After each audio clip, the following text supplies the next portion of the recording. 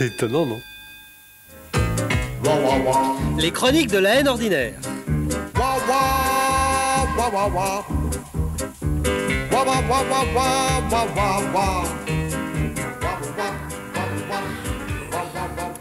Voici bientôt 4 longues semaines que les gens normaux, j'entends les gens issus de la norme, avec 2 bras et 2 jambes pour signifier qu'ils existent, subissent à longueur d'antenne les dégradantes contorsions manchottes des hordes encalçonnées sudoripares qui se disputent sur gazon l'honneur minuscule d'être les champions de la balle au pied. Voilà bien la différence entre le singe et le footballeur. Le premier a trop de mains ou pas assez de pieds pour s'abaisser à jouer au football. Le football, quel sport est plus laid, plus balourd et moins gracieux que le football? Quelle harmonie, quelle élégance l'esthète de base pourrait-il bien découvrir dans les trottinements pâteaux de 22 handicapés velus qui poussent des balles comme on pousse un étron en hannant des râles vulgaires de bœufs éteints? Quel bâtard en rude de quel corneau branlé oserait manifester publiquement sa libido en s'enlaçant frénétiquement comme ils le font par paquet d'huîtres à grands coups de pattes grasses et mouillées en ululant des gutturalités simiesques à choquer un rocker d'usine? Quelle brute glacée, quel monstre décérébré de quel ordre noir oserait rire sur des cadavres, comme nous le vîmes en vérité certains soirs du Hazel, où vos idoles, calamiteux goalistes extatiques, ont exulté de joie folle au milieu de 40 morts piétinés, tout ça parce que la baballe était dans les bois. Je vous hais, footballeur, vous ne m'avez fait vibrer qu'une fois, le jour où j'ai appris que vous aviez attrapé la chiasse mexicaine en suçant des frites aztèques. J'eusse aimé que les amibes vous coupassent les pattes jusqu'à la fin du tournoi. Mais Dieu n'a pas voulu. Ça ne m'a pas surpris de sa part, il est des vôtres. Il est comme vous, il est partout, tout le temps. Quoi qu'on fasse et où qu'on se planque, on ne peut y échapper. Quand j'étais petit garçon, je me suis cru longtemps anormal parce que je vous repoussais déjà. Je refusais systématiquement de jouer au foot, à l'école ou dans la rue. On me disait « Ah la fille, ah la fille !» Ou bien « Tiens, il est malade !» Tellement l'idée d'anormalité est solidement solidaire de la non-footballité. Je vous emmerde, je n'ai jamais été malade. Quant à la féminité que vous subodoriez, elle est toujours en moi et me pousse au temps chaud à rechercher la compagnie des femmes, y compris celle des vôtres, que je ne rechigne pas à culbuter quand vous vibrez au stade.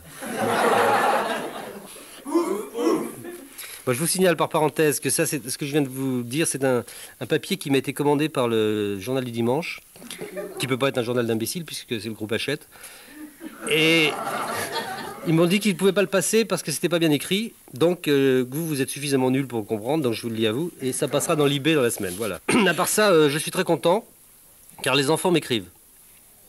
Une auditrice de 9 ans, qui a malheureusement oublié de me communiquer son adresse, me dit: non, mais ça va pas la tête de dire des choses pareilles sur le bon Dieu. Crétin va, imbécile, signé Anne, 9 ans.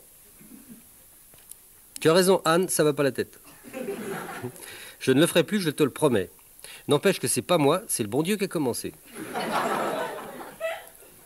Demande à ta mère de t'expliquer le comportement du bon Dieu avec les petites filles de 9 ans en Éthiopie ou au Liban. Moi, j'ai pas tout compris. Mais ça fait rien, je t'embrasse, petite Anne. D'Alexandre L'aumônier, 10 ans. J'écoute les chroniques de la haine ordinaire, je comprends pas tout. Quand j'entends rire les autres, ça m'énerve. Je me dis, c'est pas juste. Bon, c'est normal, Alexandre. À 10 ans, on a l'esprit éveillé à d'autres altitudes que celles où plafonnent les vieux de 30 ans et plus. À l'inverse, quand vous jouez à Zorro, nous ne comprenons pas tout. Par exemple, quand il y en a un qui dit « Pan, t'es mort », on ne comprend pas pourquoi celui qui vient d'être touché se relève en disant « Ça fait rien, on dirait que j'en suis un autre ». Parce que nous, quand on joue à la guerre, on n'en est jamais un autre. Je crois que c'est parce qu'on n'a pas l'intelligence, on ne comprend pas tout. Moi aussi, ça m'énerve. Salut, Alexandre.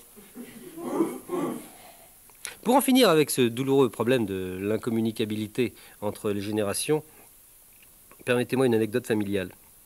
Un crétin mutin, j'en ai plein mes salons, ça aussi, un crétin mutin m'a offert un gadget imbécile. C'est une petite boîte en bois dont une face vitrée abrite un préservatif. Alors sur le côté, il y a un petit marteau pointu et une mise en garde tout à fait consternante. En cas d'urgence, briser la vitre. J'en ris encore. Maman, c'est quoi le truc dans la boîte? Demande une petite fille de 11 ans, qui m'est assez proche, à sa mère. Laquelle mère, ayant dépassé depuis quand même longtemps le stade super branché pernou, bonjour la petite graine, est ce qu'on peut appeler une maman moderne. Un peu gênée tout de même, elle a fait 8 ans chez les sœurs avant de voir le loup.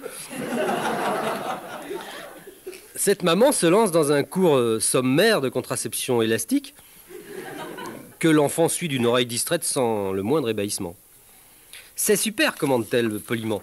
Mais enfin, bon, papa et toi, c'est pas votre problème. Comment ça? Vous voulez plus d'enfants? Et alors?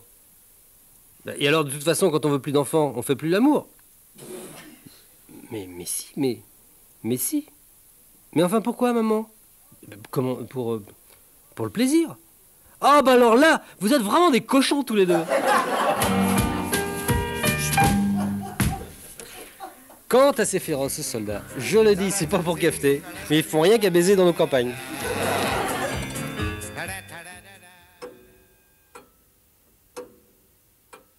C'est étonnant, non?